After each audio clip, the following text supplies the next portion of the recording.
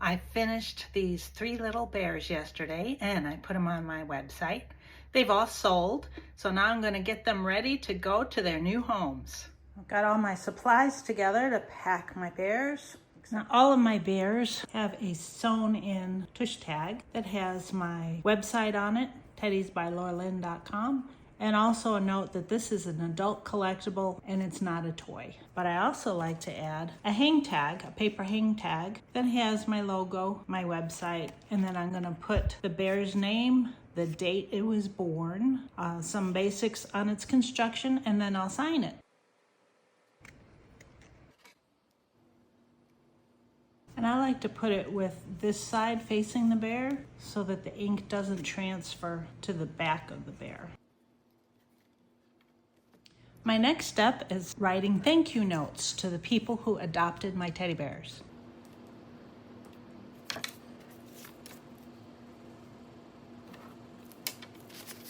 Now I'm ready to get them packed up and on their way to their new homes. I don't like to just plop them in the box. I like to make it look like a present so that even though the person who ordered it knows what they look like, it still makes it fun to open.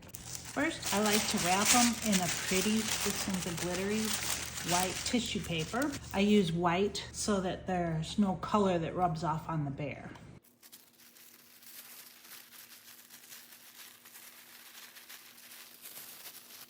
And then I'll slip them in cellophane bags. That way, if the box gets wet, the bear is still protected.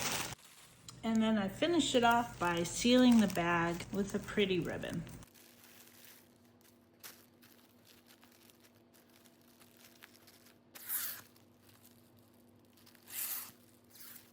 And finally, we tuck the bear into his box. And then I'll add 2 little bits of crumpled tissue on either side so he doesn't wiggle around in his box. Put the thank you card in.